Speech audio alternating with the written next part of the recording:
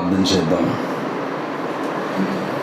మా ఆరాధనకి యోగ్యుడా, కీర్తనీయుడా, పూజ్యుడా, ఈ రాత్రి ఈ స్థలాన్ని బట్టి, పరిచర్ను బట్టి, ఈ సహవాసాన్ని బట్టి మీకు స్తోత్రాలు తండ్రి. మా ప్రియులు మీ దాసులు ఉదయరాయ్ గారిని బట్టి, వారి చేత నడిపించబడుతున్న ఈ ఎస్ఓసి మినిస్ట్రీస్ ఇంటర్నేషనల్ బట్టి, ఆయన ఈ పరిచర్య ద్వారా మీరు జరిగిస్తున్న ఉన్నతమైన పని కొరకు మీకు స్తోత్రాలు. అయోగ్యుల మమ్మల్ని ప్రేమించి ఈరోజు మేము కూడా మా ప్రియులతో కలిసి ఈ పాదాల చెంత గడిపే భాగ్యం మాకు ఇచ్చినందుకు మీకు స్తుతులు. ఇంతవరకు మా ప్రియ సహోదరులు అందించిన అద్భుతమైన సాక్ష్యాన్ని బట్టి మీకు స్తోత్రాలు. ప్రియ సహోదరుణ్ణి మీరు జ్ఞాపకం చేసుకొని మరణ పడక నుంచి లేవనెత్తి ఈరోజునైనా ఒక ప్రత్యేకమైన సాధనంగా మీరు ఆయా ప్రాంతాల్లో వాడుకుంటున్నందుకు నీకు స్తోత్రాలు. ఈ సమయంలో కొద్ది నిమిషములు మరొకసారి నీ మాటలు మేము ధ్యానం చేయబోతుండగా మా అందరితో మీరు మాట్లాడండి నాయనా. నీ వాక్యము ద్వారా మేమందరము బలపరచబడి, వాక్యము ద్వారా జీవించబడి, వాక్యము ద్వారా సరిచేయబడి నాయనా నీ కొరకు నిజమైన సోల్జర్స్ వలె ఈ లోక ప్రయాణంలో, ఈ పోరాటంలో నాయనా మా పక్షంగా పోరాడేవాడు నీవైనా నీ చేతిలో సాధనములుగా మమ్మల్ని అందరినీ మార్చమని ఈ ప్రియ సంఘాన్ని బట్టి, మమ్మల్ని ప్రేమతో ఆహ్వానించిన మా ప్రియులు ఉదయ్ గారిని బట్టి, వారి పరిచయను బట్టి మీ కృతజ్ఞతాస్తులు చెల్లిస్తూ యేసు నామములో ప్రార్థిస్తున్నాము తండ్రి, ఆమేన్. హల్లెలూయా. ఈ సాయంత్రం వేళ ఈ ఎస్ఓసి ఫెలోషిప్ మీటింగ్లో మీతో పాటు మేము కూడా ఉండటానికి కృప చూపించిన దేవునికి మొదటిగా వందనాలు తెలియజేస్తూ ఉన్నాను.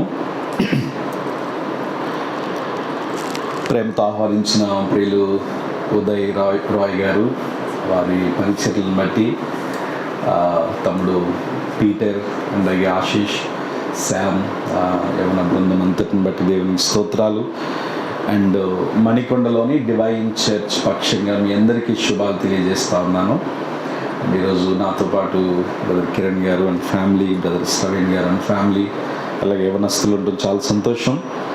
ఇంకా చాలామంది వద్దామనుకున్నాం కానీ ఈరోజు సిటీలో ఉన్న ట్రాఫిక్ అంతరాయాన్ని బట్టి కొంతమంది డ్రాప్ అవ్వాల్సి వచ్చింది. మరి మా కొరకు, మా పరిచర్యల కొరకు ప్రార్థన చేయండి. డివైన్ చర్చ్ మణికొండ, హైదరాబాద్లో మరి పరిచర్య జరుగుతూ ఉంది. దేవుని వాక్యాన్ని కొద్ది నిమిషాలు మనం పరిశీలించేద్దాం.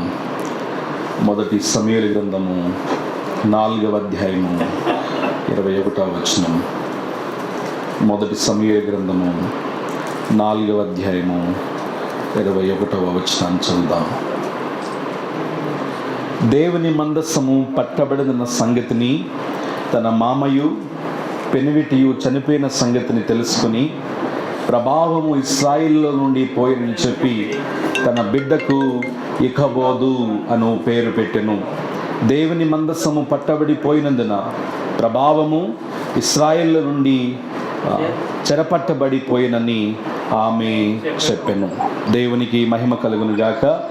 ఈ రాత్రి ఈ ప్రత్యేకమైన సమయంలో దేవుని వాక్యాన్ని మనం పరిశీలనగా నేర్చుకోవడానికి ప్రయత్నించేద్దాం.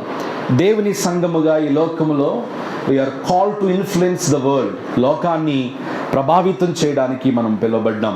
యేసుక్రీస్తు ప్రభువారు కొండ మీద చేసిన ప్రసంగంలో 2 ప్రత్యేకమైన మాటలు వాడారు. అదేంటంటే, మీరు లోకమునకు వెలుగై ఉన్నారు, రెండవది మీరు లోకమునకు ఉప్పై ఉన్నారు. ఈ 2 టర్మినాలజీని మనము పరిశీలన చేసినప్పుడు క్రీస్తు సంఘము పాపపకిలమైన ఈ లోకములో ఎలాంటి ప్రభావాన్ని సృష్టించాలి, లేక మనము లోకము చేత ఇన్ఫ్లుయెన్స్ చేయబడాలా, లేక మనం లోకాన్ని ఇన్ఫ్లుయెన్స్ చేయాలా అన్న ప్రశ్న ఈరోజు మనం ఖచ్చితంగా మన క్రైస్తవ జీవితాల్లో ఆలోచించాల్సినటువంటి వారమైన. డెకేడ్స్ బ్యాక్ మనం వెళ్ళి క్రైస్తవ్యాన్ని మనం పరిశీలన చేసినప్పుడు ఇండియన్ పొలిటికల్ పిక్చర్ని కానివ్వండి, ఎకనామికల్ పిక్చర్ కానివ్వండి, ప్రాముఖ్యంగా ఎడ్యుకేషనల్ ఇన్స్టిట్యూషన్ కానివ్వండి, క్రైస్తవ్యం చేసిన సేవ ఎంత ప్రభావితమైందో మనందరికీ తెలుసు కదా. అది హాస్పిటల్ అయినా, స్కూల్ అయినా, కాలేజ్ అయినా, మరి క్రైస్తవులు కేవలము సంఘంలో లేక 4 గోడల మధ్యలో బోధించే వాళ్ళు మాత్రమే కాదని, వాళ్ళు ఏది బోధించారో వాళ్ళు దాన్ని బయటికి వచ్చి అద్భుతమైన సేవ మన భారతదేశ చరిత్రలో చేయగలిగారు. ప్రాముఖ్యంగా మనం పరిశీలన చేసుకోవాలంటే రాబర్ట్ డి నోబెల్ మీ అందరికి తెలుసు ఉంటుంది, అచ్చు యంత్రాన్ని కనిపెట్టిన గొప్ప వ్యక్తి. ఆయన మొట్టమొదటిగా భారతదేశానికి వచ్చినప్పుడు తమిళ రాష్ట్రంలో బ్రాహ్మణ్ మధ్యలో ఆయన పరిచయం చేశాడు. ఆయన కాంటెక్స్చువలైజేషన్ని అడాప్ట్ చేసుకుని ఆయన కూడా కాషాయ వస్త్రాలు ధరించి, ఆయన కూడా పిలకను పెట్టుకుని ఆ పిల్లలతో ఈ బ్రాహ్మిన్స్ ఉండేటువంటి వీధిలో ఆ ప్రాంతంలో ఆయన కూడా బ్రాహ్మణ్ లాగా మారిపోయి వారికి మొదటిగా ట్యూషన్ చెప్పి వారికి విద్యాబుద్ధులు నేర్పించి తర్వాత క్రీస్తు ప్రభువును వారికి పరిచయం చేసి అద్భుతమైనటువంటి పరిచర్య ఆ ప్రజల మధ్యలో చేశాడు. మనం చెప్పుకుంటూ పోతే మదర్ తెరేసా గురించి మనం మాట్లాడుకుంటాం, విలియం కేరీ గురించి మాట్లాడుకుంటాం. చాలామంది గొప్ప గొప్ప మిషనరీస్ మన భారతదేశాన్ని ప్రభావితం చేయగలిగారు. ఇప్పుడు ఒక 10 సంవత్సరాల నుంచి మనం ఆలోచించేద్దాం. ఇక్కడ అందరూ చదువుకున్న వాళ్ళు ఉన్నాం కాబట్టి కాస్త మనసు తెరిచి ఆలోచన చేయడానికి ప్రయత్నం చేద్దాం. 10 సంవత్సరాల వెనక్కి వెళ్ళి భారతదేశ క్రైస్తవ్యం గురించి మనం ఆలోచన చేసినప్పుడు ఏది మంచి మినిస్ట్రీ మనం ఆలోచన చేస్తే 1, 2, 3 అని వేళ్ళ మీద లెక్క పెట్టుకోవాల్సి వస్తుంది. కారణం ఏంటి అంటే వీఆర్ ఫెయిల్డ్.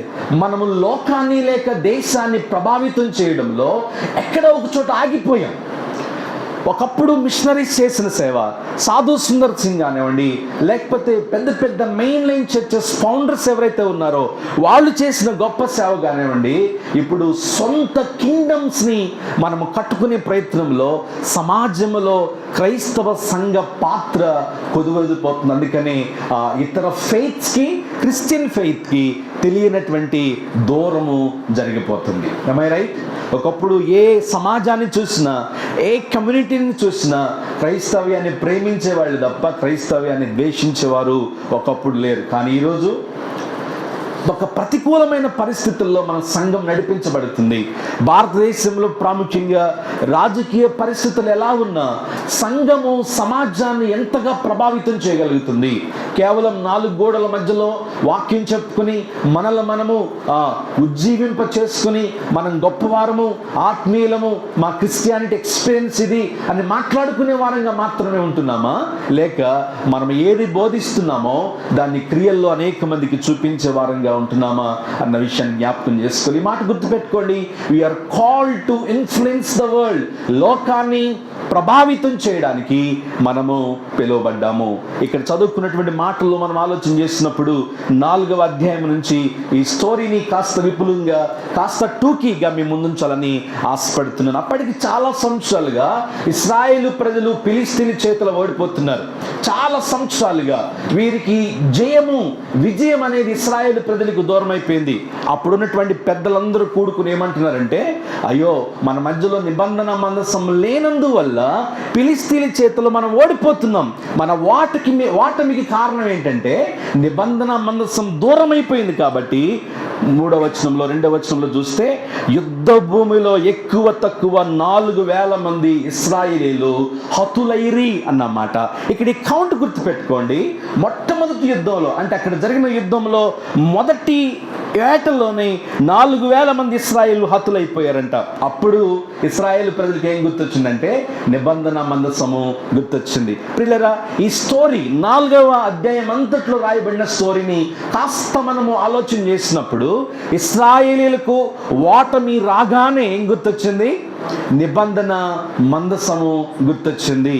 ఈరోజు why church failing to influence the society అంటే, మనము ఓడిపోయినప్పుడు, మనకు రోగం వచ్చినప్పుడు, మనం బెడ్ మీద చచ్చిపోయే స్థితిలో ఉన్నప్పుడు, మనకు అపజయం వచ్చినప్పుడు ఆర్క్ ఆఫ్ ద లార్డ్ లేక నిబంధన మందస్సం మనకు గుర్తొస్తా ఉంది. నిబంధన మందస్సము దేవుని సన్నిధికి సాదృశ్యం కదా.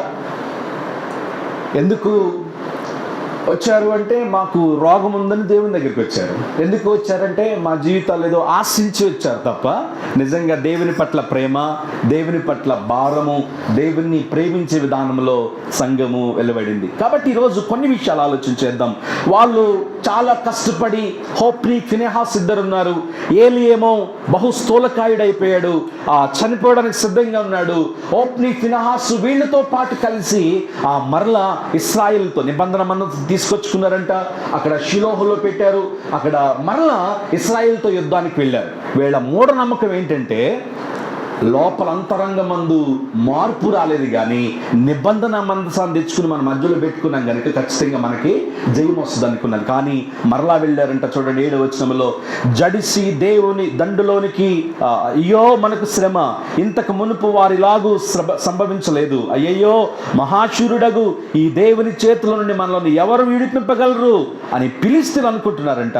9వ వచనం దగ్గరికి వచ్చేటప్పటికి, ఫిలిష్తీయులారా ధైర్యం తెచ్చుకుని వారు మీకు దాసులైనట్లు మీరు హెబ్రీలకు దాసులు కాకుండా బలాఢ్యుడై యుద్ధము చేయడం చెప్పుకొనిరి. ఫిలిష్తీయులు యుద్ధం చేయగా ఇశ్రాయేలు మరలా ఓడిపోయి అందరూ తమ డేరాలకు పరుగెత్తుకొని పోయిరి. ఇప్పుడు ఎంతమంది చచ్చిపోయారంటే అప్పుడు అత్యధికమైన వధ జరిగేను. ఇశ్రాయేలులో 30,000 మంది కోల్చబడిరి. మనం అనుకోవచ్చు చర్చ్కి వెళ్తున్నాం, అంత బాగుంటుంది మన జీవితం, మనం పాటలు పాడుతున్నాం, మన జీవితం బాగుంటుంది. మనలో ఒక స్పిరిచువల్ ఆబ్జెక్ట్స్ ఏవైతే ఉన్నాయో వాటిని మెడలోనో లేకపోతే ఎక్కడో పెట్టుకుంటున్నాం, దానివల్ల మా జీవితం బాగుంటుంది అని ఇశ్రాయేలీయులు నిబంధన మందసం తెచ్చుకున్నారు, కానీ వారు దేవునికి దగ్గర కాలేకపోయారు. వాళ్ళు ఏమనుకున్నారంటే నిబంధన మందసం మన మధ్యలో ఉంటే చాలు, మనం ఈజీగా ఫిలిష్తీయులను ఓడించవచ్చు అనుకున్నారు. మొదటేమో 4,000 మంది చచ్చిపోతే ఇప్పుడు ఎంతమంది చచ్చిపోయారు? 30,000 మంది చనిపోయారు. అక్కడ అలా జరిగింది. ఒకడంట ఆ యుద్ధ భూమి నుండి పరిగెట్టుకుంటూ వచ్చాడు. యుద్ధ భూమి నుండి బెన్యామీనొకడు పరిగెట్టుకుంటూ వచ్చాడు. అక్కడ ఏలి అనే ఒక యాజకుడు మనకు కనిపిస్తాడు. ఎవరు ఏలి? షిలోహులో ఉన్నటువంటి దేవాలయంలో ఆయన న్యాయాధిపతిగా పనిచేస్తా ఉన్నాడు. బైబిల్ గ్రంథంలో 12 మంది న్యాయాధిపతులు పనిచేశారు, ఒత్నీయుల దగ్గర నుండి సంసోను వరకు. సో ఈ ఏలి సెకండ్ లాస్ట్ అనమాట, అంటే 11వ న్యాయాధిపతిగా ఇశ్రాయేలుకు పరిచయం చేశాడు. ఈ అధ్యాయం ఆఖరిలో మనం చూస్తే దాదాపుగా 40 సంవత్సరములు ఏలి ఇశ్రాయేలుకు అలాగే షిలోహు దేవాలయంలో యాజకుడిగా పనిచేశాడు. ఏలికున్న 2 కుమారుల పేరు హోప్ని, ఫినెహాసు. వీరు ఎంత పాపం చేశారో దేవుని యొక్క రిసోర్సెస్ని, దేవుడిచ్చిన అభిషేకమును ఎంతగా నిరర్ధకం చేశారో మనకు తెలుసు. వారు బహు ఘోరమైన పాపం చేశారు అని 3వ అధ్యాయంలో మనకు కనిపిస్తుంది. యుద్ధ భూమిలోనికి వీళ్ళు కూడా వెళ్ళారంట. మొట్టమొదటి లైన్లో నిలబడ్డారు. ఫిలిష్తీయుల చేతిలో ఓడిపోయినటువంటి 30,000 మందిలో వీళ్ళు కూడా ఉన్నారు. ఇప్పుడు అది తెలియనటువంటి ఏలి దేవాలయంలో ఉన్నాడు. బహు స్థూలకాయుడైపోయాడు. 98 ఏండ్లు 98 ఇయర్స్ స్థూలకాయుడిగా ఏలి ఉన్నాడు. ఒకడు బెన్యామీను యుద్ధ భూమి నుండి చిరిగిన వస్త్రాలతో పరిగెట్టుకుంటూ వచ్చాడంట. ఆయన లోపలికి రాగానే ప్రజలందరూ ఏడవటం ప్రారంభించాడు. అది విన్నటువంటి ఏలి చూపు లేనటువంటి వాడిగా వాళ్ళు అడుగుతా ఉన్నాడంట, ఏం జరిగింది, ఆ ఘోష ఏంటి, ఆ మాటలు ఏంటి అన్నప్పుడు ఆ పరిగెట్టుకుంటూ వచ్చిన వాడు, అయ్యా నా పేరు ఇది, నేను బెన్యామీను గోత్రికుడును, ఆ యుద్ధ భూమి నుండి పారిపోయి వచ్చాను, ఏం జరిగింది నాయన అన్నప్పుడు నీ కుమారులైనటువంటి హోప్ని, ఫినెహాస్ యుద్ధంలో చనిపోయారు. ఆ మాట వినంగానే ఆయన బహు స్థూలకాయుడు గనుక ఆ ప్రత్యక్ష గుడారము ద్వారము దగ్గర వెనక్కి విరిగి పడి మెడ విరిగి చనిపోయాడంట. సో ద చాప్టర్ లేకపోతే ద ఏరా ఆఫ్ ఏలి అనొచ్చు మనము, ఎందుకంటే ఏలి గొప్ప దైవజనుడు. హన్న దగ్గర మనం ఎక్కువగా ఏలిని గురించి ఆలోచన చేస్తాం. అంతేకాకుండా ఇశ్రాయేలీలకు రాజుల చరిత్ర ప్రారంభంలో ఏలి ఒక అద్భుతమైనటువంటి యాజకుడిగా, న్యాయాధిపతిగా మనకు కనిపిస్తాడు. ఏలి ప్రకృతి అయిపోయింది. అయితే ఫినెహాసు భార్య గర్భవతిగా ఉందంట. మరలా ఈ బట్టలు చిరిగిపోయి వచ్చినటువంటి యుద్ధ భూమిలో నుండి వచ్చినటువంటి వ్యక్తి మరలా లోపలికి వచ్చాడంట. ఆమె వింది, నీ పెనిమిటి అలాగే నీ మరిదిద్దరు కూడా యుద్ధ భూమిలో చనిపోయారు. ఈ మాట వినగానే నీకున్నటువంటి మామ కూడా మెడ విరిగి చనిపోయాడు అనగానే, ఇప్పుడు చదువుని చూడండి 20వ వచనం, ఆమె మృతి పొందుచున్న 19వ వచనం, ఏలి కోడలకు ఫినెహాసు భార్యకు అప్పటికి గర్భము కలిగి కను ప్రొద్దులై ఉండగా దేవుని యొక్క మందసము పట్టబడిననియు తన మామయు తన పెనిమిటియు చనిపోయిరనియు ఆమె విని నొప్పులు తగిలి మోకాళ్ళ క్రిందికి కృంగి ప్రసవమాయెను. చూస్తున్నారన్నమాట. ఆమె మృతి పొందుచుండగా దగ్గర నిలిచిన స్త్రీలు ఆమెతో భయపడవద్దు, కుమారుని కంటిమనిది గాని ఆమె ప్రత్యుత్తరం ఇయ్యకయు లక్ష్య పెట్టకయు నుండినదై దేవుని మందసం పట్టబడిన సంగతిని తన మామయు తన పెనిమిటి చనిపోయిన సంగతి తెలుసుకుని ప్రభావము ఇశ్రాయేలీయుల నుండి వెడలిపోయెను అని తన కుమారుడికి ఏం పేరు పెట్టిందంటే ఇకబోదు. ఇకబోదు అన్న మాటకు అర్థం ఏంటంటే ప్రభావము వెడలిపోయెను, పవర్ డిపార్టెడ్. ఇశ్రాయేలులో నుండి ప్రభావము వెడలిపోయాను. ప్రియులారా, ఇక్కడ ఒక 3 విషయాలు నేను త్వరగా చెప్తాను. Why today church became powerless church. ఈరోజు ఎందుకు సంఘాలు శక్తి లేని సంఘముగా, ప్రభావము లేనటువంటి సంఘాలుగా మారిపోయినాయో మనం ఖచ్చితంగా పరిశీలన చేయాలి. ఇశ్రాయేలీలు దేవుని చేత పిలువబడినటువంటి ప్రజలు. You are my people and I will be your God అన్నాడు దేవుడు. దేవుడు చేసిన నిబంధనను మీరి వారు దేవునికి అవిధేయులయ్యారు కనుక వారి జీవితాల్లో ఫిలిష్తీయుల ద్వారా దేవుడు ఓటమిని తీసుకొస్తూనే ఉన్నారు. కానీ వారు నామకార్థమైన క్రైస్తవ్యం మీలో, లేకపోతే ఆబ్జెక్ట్స్గా ఉన్నటువంటి నిబంధన మందసాన్ని ప్రేమించినంతగా, భయపడినంతగా దేవునికి భయపడలేకపోయారు కనుక వారి జీవితంలో ఓటమి ఓటమి ఓటమి. వారు ఎప్పుడు కూడా ఫిలిష్తీయుల చేతిలో ఓటమిని చవి చూడాల్సి వచ్చింది. అమంటున్న మాట చాలా ప్రాముఖ్యమైంది. ఆ పెనిమిటి చనిపోయాడు, మరిది చనిపోయాడు, మామ చనిపోయాడు, నిబంధన మందసం మరలా ఫిలిష్తీయుల చేత పట్టబడింది కాబట్టి ప్రభావము ఇశ్రాయేలు నుండి పోయెను కనుక తన బిడ్డకు ఇకబోదు అనే పేరు పెట్టింది. ఈ మాట గుర్తుపెట్టుకోండి, ఇకబోదు. చెప్పండి ఒకసారి, ఇకబోదు. ఇకబోదు. నేటి సంఘ దుస్థితిని లేక ప్రస్తుతం జరుగుతున్న పరిచర్యలను, విస్తారమైనటువంటి పనిలో మనం ఏ విధానంలో చూసినా క్రైస్తవ్యము వేగంగా ర్యాపిడ్గా ప్రబలుతున్న ఈ దినాల్లో ఎంత నాణ్యమైన పని లేక ఎంత వాక్యానుసారమైన సంఘాలను మనం కట్టగలుగుతున్నాం. ఈరోజు సంఘాల్లో మనం ఆలోచన చేయాలి, నోటీస్ చేయాల్సిన విషయం ఏంటంటే అనాయింటింగ్ మీద ఉంచినంత ఫోకస్ శాంటిఫికేషన్ మీద ఉంచట్లేదు. am I right? అభిషేకం అభిషేకం అభిషేకం టచ్ అన్న వాటి మీద ఉంచినంత ఫోకస్, ఆసక్తి పరిశుద్ధత మీద ఉంచట్లేదు. గిఫ్ట్స్ మీద ఉంచినంత ఫోకస్ కృపావరముల మీద ఉంచట్లేదు, లేకపోతే ఫ్రూట్స్ మీద ఉంచలేకపోతా ఉన్నారు. అది మనకి అభిషేకం కావాలి, పరిశుద్ధాత్మ దేవుడు కావాలి, కానీ గిఫ్ట్స్ ఎంత కావాలని మనం కోరుకుంటున్నామో, ఏమండి, దేవుని కొరకు ప్రేమ, సహనము, దయ, ఈ లక్షణాలు ఏవైతే ఉన్నాయో అవి లోకానికి చూపించలేకపోతా ఉన్నాము. నేటి సంఘాలు పరిశుద్ధత కంటే ఆచారాలకు ఎక్కువ ప్రాధాన్యత ఇస్తున్నాయి. దేవుని మహిమపరచడం కంటే మనుషుల్ని మహిమపరచుకోవడం, మనుషుల్ని హెచ్చించుకోవడం, ఇలాంటి పరిస్థితులు మనం ఎన్నో చూస్తూ ఉన్నాం.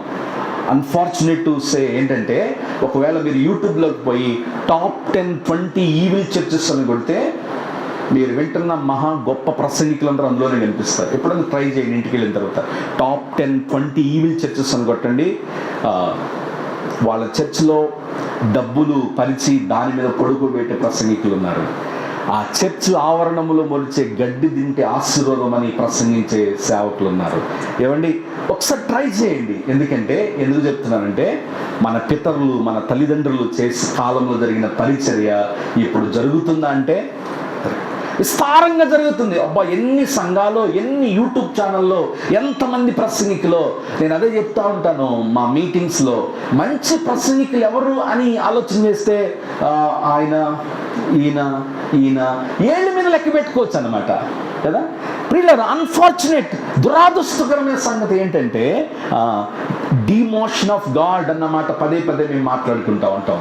దేవుని నామమేమో తక్కువ చేయబడుతుంది, మనుషుల పేర్లు, మనుషుల కీర్తి ఏమో ఎక్కువ చేయబడతా ఉంది. ప్రకటన గ్రంథం 2వ అధ్యాయం 5వ వచనం రాయబడిన మాట, అక్కడ సంఘములతో దేవుడు చెప్తున్న మాట, నీవు మారు మనస్సు పొందితేనే సరి, లేకపోతే దీపస్తంభము నుండి దాన్ని తీసివేతును. సంఘము గురించి చెబుతా ఉన్నాడు. నీ క్రియలు చెడ్డవవుతున్నాయి, నీవు నిలువెచ్చని స్థితిలో ఉంటున్నావు, నామకార్థతకు ఆచారాలకు నీలో స్థానం ఇస్తున్నావు కనుక సంఘమా, నీవు మారు మనసు పొందితేనే సరి, లేకపోతే దీపస్తంభము నుండి నిన్ను తీసివేస్తాను. ఏం జరుగుతుంది దీపస్తంభం నుండి తీసేస్తే? ఎందుకు పనికిరాని స్థితిలో ఒకప్పుడు వెలిగి వెలిగి వెలిగి పడిపోయిన చాలా మందిని మనం చూస్తా ఉన్నాం. ప్రియులరా, ఇకబోదు. ఎందుకు ఇకబోదు? ప్రభావం ఎందుకు వెడలిపోయింది? ఎందుకు ఇశ్రాయేలీయులు ప్రభావం లేనటువంటి వారిగా మారిపోయి శత్రువుల చేతిలో బందీలుగా మారిపోయారంటే, మొదటి విషయం ఏంటంటే, they were trying to manipulate God for their own purpose కదా. వాళ్ళ సొంత విజయం కొరకు, సొంత ప్రయోజనం కొరకు దేవుణ్ణే మ్యానిపులేట్ చేస్తున్నారు. అవునా?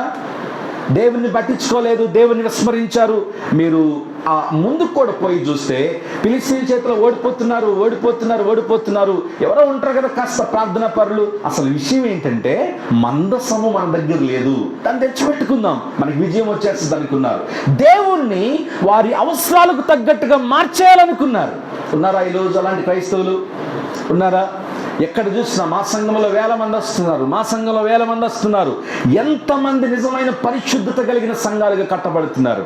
ఎంతమంది నిజమైనటువంటి వాక్య ప్రామాణికముగా, వాక్యమే ఆధారముగా కట్టబడతా ఉన్నారు? ఈరోజు మనం పరిశీలన చేసుకోవాలి. ప్రభావము కలిగిన క్రైస్తవులుగా, ప్రభావితమైనటువంటి క్రైస్తవులుగా మనం జీవించాలంటే దేవుని వాక్యం సెలవిస్తూ ఉంది, మోసపోకుడి దేవుడు ఎక్కిరించబడి. ప్రాబ్లం ఏంటంటే, మనం చాలాసార్లు అనుకుంటాం మనం దేవుని కంటే తెలియగలవాళ్ళు అనుకుంటాం కదా. ఏదో తప్పు చేస్తాం, ఏదో ఇష్టానుసారంగా జీవిస్తాం, రోగమో బలహీనతో ఏదో వస్తుంది, ప్లీజ్ ప్రభువా, please have mercy upon me అని అడుక్కుంటాం. మరలా దేవుడు కాస్త కనికర సంపన్నుడు కదా, ఇచ్చేస్తాడు, మరలా వెనక్కి వెళ్ళిపోతాం. మన అవసరాలకు తగ్గట్టుగా వీఆర్ మ్యానిపులేటింగ్ గాడ్. దేవునితో ఆటలాడుకుంటున్నాం. ఇది ఎంత ప్రమాదకరమో మన పితరులైన ఇశ్రాయేలు చరిత్ర నుండి ఖచ్చితంగా మనం నేర్చుకోవాల్సినటువంటి వారమైనాం. Ark of the Lord refers the presence of God. దేవుని యొక్క సన్నిధికి గుర్తుగా ఉంది. 3వ వచనంలో మనం చూస్తే దాన్ని వాళ్ళు ఎలా అంటే, పిల్లల ఆర్క్ ఆఫ్ ద లార్డ్ గురించి మనం ఆలోచన చేస్తే, ఆ నిబంధన మందసము వీళ్ళు ప్రయాణం చేస్తున్నప్పుడు ఎక్కడ ఆగితే అక్కడ టెంట్ వేసి దాన్ని ఒక ప్రత్యక్ష గుడారముగా మార్చుకుని అక్కడ ఆరాధన చేసేవాళ్ళు. ఎందుకంటే వాళ్ళు ట్రావెలింగ్ లో ఉంటున్నారు కనుక. వారు పరిశుద్ధతకు, దేవుని యొక్క ఔన్నత్యానికి, దేవుని యొక్క ఉనికికి ఈ యొక్క ప్రత్యక్ష గుడారము ఒక ప్రాముఖ్యమైనటువంటి సాదృశ్యంగా ఉంది.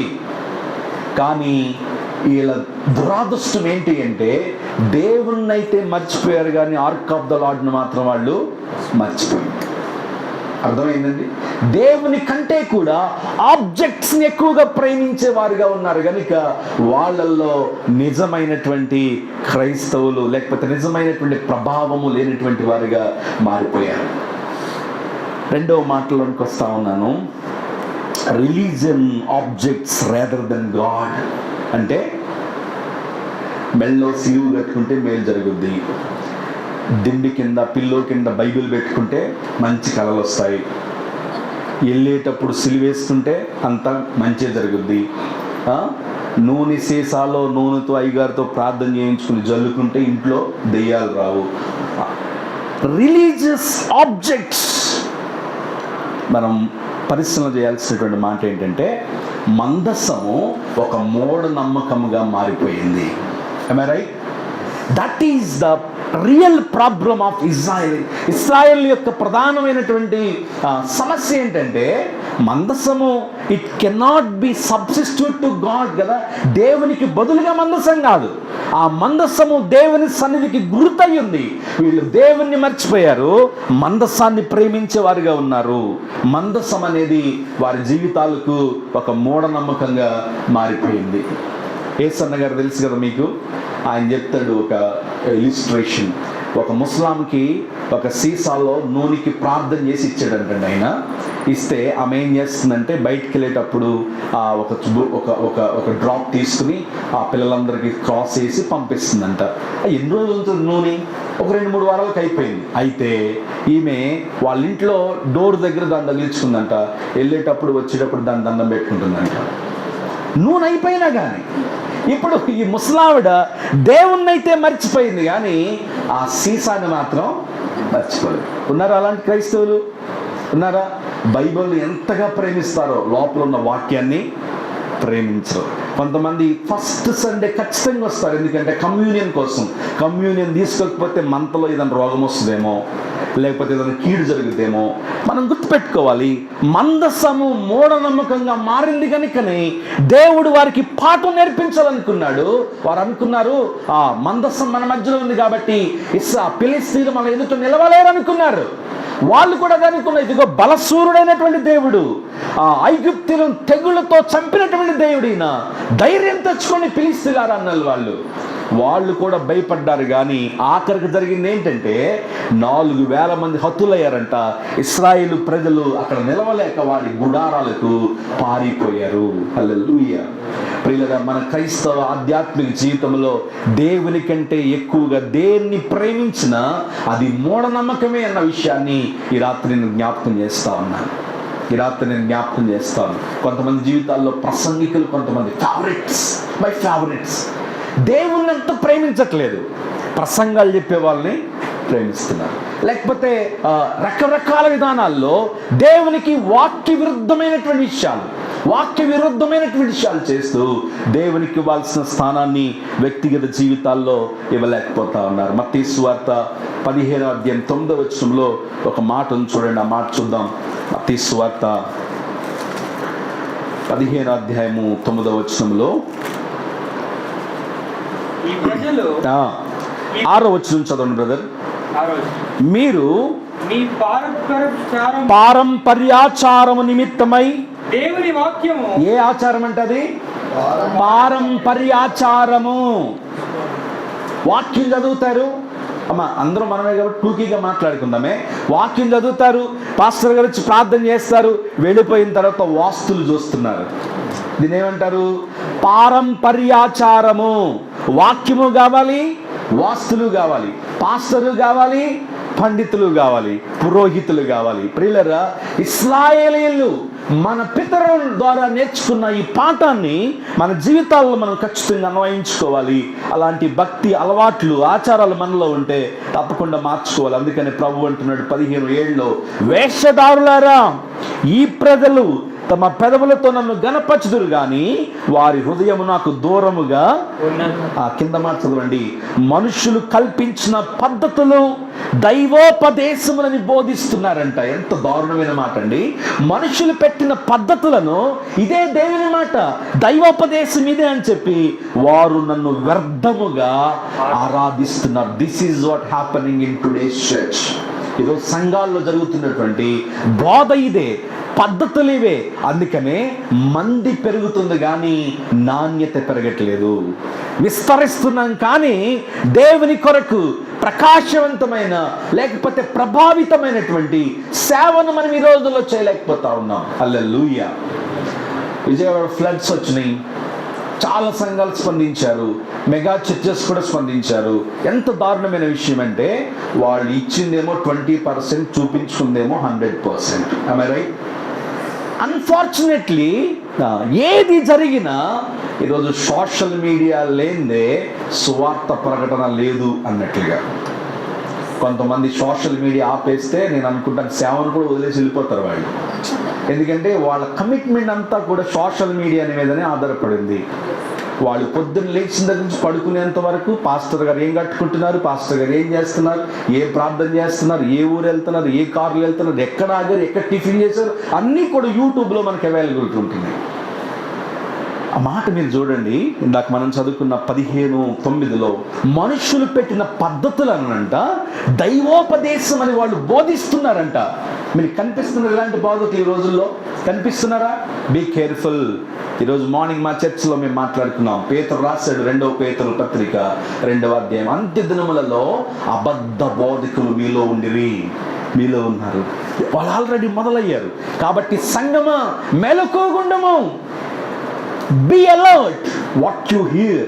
మీరు ఏది వింటున్నారో, ఏది మీ మనసులోకి వెళ్తుందో, దేని బేస్ మీద మీ విశ్వాసాన్ని కట్టుకుంటున్నారో మెలకువగా ఉండడని పేతురు వారి జీవితాల్లో రాస్తా ఉన్నాడు. ప్రియులారా, మనం నేర్చుకోవాల్సిన మాట ఏంటి అంటే, ఇక్కడ రిలీజియన్ ఆబ్జెక్ట్స్ని వాళ్ళు దేవుని కంటే ఎక్కువగా ప్రేమించేవారుగా ఉన్నారు. మెళ్ళో సిలువలు వేసుకోవద్దని నేను చెప్పట్లేదు, కానీ ఆ సిలువలకు మాత్రం దండం పెట్టుకోబాకండే, దండం పెట్టి చెప్తారు. ఏమండి, బైబిల్ మోసుకెళ్ళండి, కానీ బైబిల్ తల కింద పెట్టుకుని మంచిది యేసులాగా మంచి కళలు రావాలి, నాకు నేను గవర్నర్ అయిపోవాలి, నేను ఎమ్మెల్యే అయిపోవాలి కళలు కనబాకండి. ఆబ్జెక్ట్స్ లేకపోతే రకరకాలైనటువంటి ఈ రోజుల్లో మనం చూస్తే కర్చీఫ్లు, మ్యాట్స్, ప్రేయర్ మ్యాట్స్, ఈ రకరకాలైనటువంటివి వాక్యం కంటే కూడా ఎక్కువైపోతుంది. ఖచ్చితంగా మెన్షన్ చేయాలి. మనందరం చదువుకున్న వాళ్ళమే కాబట్టి ఆలోచించాలి. వాక్యం ఏం చెబుతుందో దాన్ని సంఘానికి బోధించాల్సిన అవసరం ఉంది. లాస్ట్ మాట ఏంటంటే, ఎక్స్పెక్టింగ్ విక్టరీ వితౌట్ రిపెంటెన్స్. నిజమైనటువంటి పశ్చాత్తాపం లేకుండా ఇశ్రాయేలు ప్రజలు ఏం ఎక్స్పెక్ట్ చేస్తున్నారు? విజయాన్ని ఎక్స్పెక్ట్ చేస్తున్నారు. అందుకని వాళ్ళ కోడలుంది ఇకబోదు అంటే ప్రభావం పోయింది. ఇంకంతే. ఫిలిష్తీయులు ఎదుట ఇశ్రాయేలు ప్రజలు నిలవలేకపోయారు. ప్రియులారా, నిజమైనటువంటి పశ్చాత్తాపం, దైవ సంబంధమైన పశ్చాత్తాపం మారు మనసును కలిగిస్తుంది. అంతేకాకుండా దేవునికి దగ్గర చేస్తుంది. దేవుని దగ్గర నుండి గొప్ప విజయాలను మనకు అనుగ్రహిస్తుంది. కాబట్టి యవనస్తులైన, సంఘ బిడ్డలైన, దేవుని బిడ్డలైన ఎవరైనా నిజమైన పశ్చాత్తాపమే వారి జీవితాల్లో గొప్ప విజయాలు కలిగిస్తుంది. పిల్లరా, దావీదును మనం పదే జ్ఞాపకం చేసుకుంటాం. చేయకూడని పాపములో పడిపోయాడు. ఆయన పాపం చేశాడు. 51వ కీర్తనలో నాతాను ప్రవక్త వచ్చి వార్న్ చేసినప్పుడు సాష్టాంగ పడిపోయాడంట. ఎంతగా ఏడ్చాడంటే, ప్రభువా కరుణించుము, నీ కృపా బాహుల్యము చొప్పున నన్ను కరుణించుము, నాలో ఉండి పరిశుద్ధాత్మను తీసివేయకము, రక్షణానందము నరలా మాలో కలిగించుము, ఈ సోపుతో నన్ను కడుగుము, హిమము కంటే తెల్లగా నన్ను మార్చమని ప్రార్థన చేశాడు. అక్కడ తర్వాత 51వ అధ్యాయం తర్వాత మరలా 40 సంవత్సరంలో దేవుడు దావీదును రాజుగా. అది నిజమైన పశ్చాత్తాపము మన జీవితాల్లో గొప్ప విజయాలను తీసుకొస్తుంది. మనం ఏం నేర్చుకోగలుగుతున్నాం ప్రియులరా? ఇకబోదు. ఈరోజు ప్రభావితము కలిగిన క్రైస్తవులుగా, సంఘ బిడ్డలుగా మనం ఉండాలి అంటే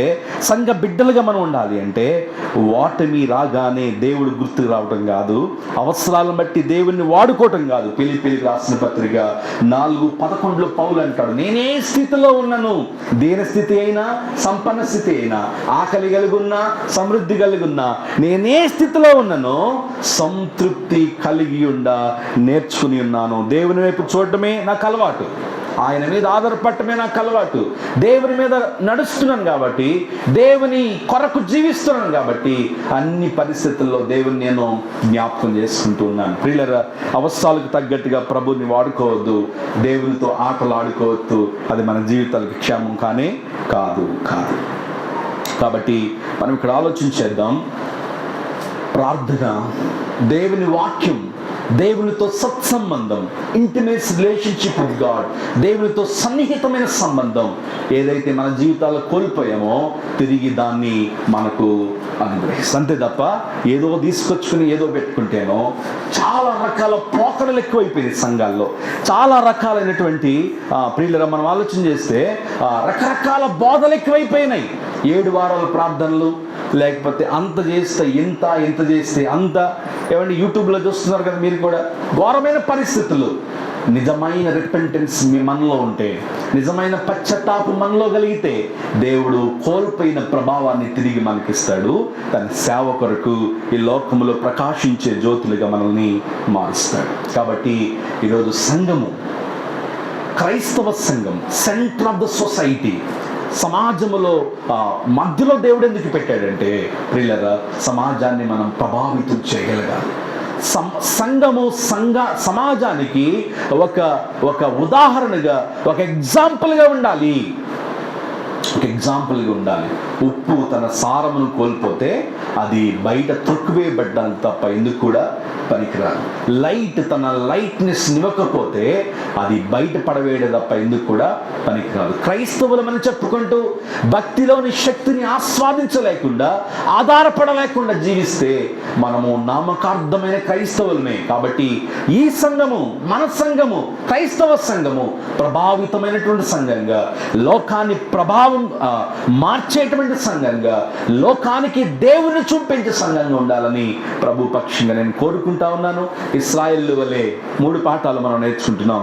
ఏంటంటే, ఓటమి రాగానే, రోగం రాగానే, సమస్య రాగానే దేవుణ్ణి గుర్తుపెట్టుకోవడం కాకుండా మన దైనందిన జీవితాల్లో పూర్ణ హృదయముతో, పూర్ణ ఆత్మతో ప్రభుని మనము వెంబడించాలి. హల్లెలూయా. రెండవ మాట, మూఢనమ్మకాలు మన జీవితాల్లో కట్టుపెట్టాం. దేవుని వాక్యమే విశ్వాసికి ఆధారం. వాక్యమే ఎవ్రీథింగ్. వాక్యం తప్ప, ప్రార్థన తప్ప, దేవునితో సహవాసం తప్ప ఈ లోకంలో ఏది ఎక్కువ కాదు అన్న విషయాన్ని నేను జ్ఞాపకం చేస్తాను. నిజమైన పశ్చాత్తాపం, ట్రూ రిపెంటెన్స్ మన జీవితాల్లో కోల్పోయినటువంటి దాన్ని తిరిగి మనకిస్తుంది. ఎంత ఘోరం! ఏలీ గొప్ప భక్తుడు, 40 సంవత్సరంలో న్యాయాధిపతిగా వారికి పనిచేశాడు. కానీ తన ఎండింగ్ ఎలా ఉందంటే, కొడుకులు దౌర్భాగ్యులైపోయారు. దేవుని సేవలో ఉంటూ కూడా ఆ యొక్క దేవాలయానికి వచ్చేటువంటి స్త్రీలతో వాళ్ళు పాపం చేశారు. దేవునికి అర్పించాల్సినటువంటి మాంసాన్ని వాళ్ళు తిన్నారు. అంతేకాకుండా వాళ్ళ కుటుంబాలు పాడైపోయినాయి. ఆఖరిగా మిగిలింది ఒకే కోడలు, ఆమె కూడా చెప్పింది, ప్రభావము వెళ్ళిపోయింది. ఈరోజు క్రైస్తవ సమాజం అలా ఉండకూడదు. క్రైస్తవ సమాజం దేవుని కొరకు ప్రజ్వలిల్లాలని, దేవుని కొరకు నిలబడాలని, ప్రభావితమైనటువంటి బిడ్డలుగా మనం ఉండాలని దేవుడు కోరుకుంటున్నాడు. ఈ మాటలు దేవుడు మన వెనుకిడిలో దీవించుగాక. తల వంచండి, కళ్ళు మూసుకోనండి, చిన్న ప్రార్థన చేద్దాం. నాతో పాటు ఈ ప్రార్థనలు ఏకీవించండి. మన భక్తిని, మన విశ్వాసాన్ని, మన క్రైస్తవ జీవితాన్ని మనం పరిశీలన చేసుకుంటే, ఎంతకాలమైంది మనం బాప్టిజం తీసుకుని ప్రభువుని అంగీకరించి? మన క్రైస్తవ భక్తి అనుభవం ఎంత? నేను ఎన్ని సంవత్సరాలు అడగట్లేదు, కానీ the quality of your life with God, మీ విశ్వాస ప్రయాణంలో ఎంత మందిని ప్రభావితం చేయగలిగారు? ఇకబోధు లాంటి అనుభవాల్లో మనం జీవిస్తుంటే, ఈరోజు మనం నేర్చుకున్న పాఠాలు పరిశీలన చేసుకుందాం, సవరించుకుందాం, దిద్దుకుందాం. ప్రభు పాదాలు పట్టుకుని మనం అడుగుదాం.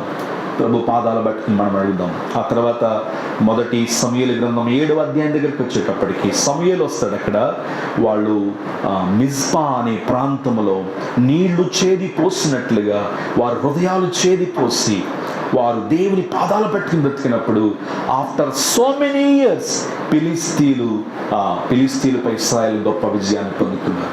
దేవుడే స్వయముగా ఉరుములు ఉరిమించి ఫిలిస్తీన్లను వాడగొట్టాడంట. హల్లెలూయా. అది నిజమైనటువంటి పశ్చాత్తాపం. అలా కాకుండా ఏదో తెచ్చిపెట్టుకుందాం, దేవుడు గొప్ప కార్యాలు చేసేస్తుంది కాదు. మందస్సము కంటే కూడా వాళ్ళు దేవుని వైపు చూడాల్సింది. మందస్సము కంటే కూడా దేవుని ఎక్కువగా ప్రేమిస్తే గొప్ప విజయాన్ని పొందుకునే వాళ్ళే. ప్రార్థన చేద్దాం. మహాగణుడు అయిన మా ప్రియ తండ్రి, ఈ రాత్రి మరొకసారి నీ వాక్యం వినే గొప్ప భాగ్యమును మాకు ఇచ్చినందుకే మీకు స్తోత్రాలు నాయనా. ఇక్కడ జరుగుతున్న ఈ ఆరాధన బట్టి మీకు స్తోత్రాలు. ఇంతవరకు అద్భుతమైనటువంటి రీతిలో ఈ రాత్రి కూడికని మీరు జరిగించినందుకు మీకు స్తోత్రాలు. ఇక్కడ పరిచయం చేస్తున్న ప్రియ సహోదరుల కొరకు, వారి సంఘం అంతటి కొరకు మీకు స్తోత్రాలు.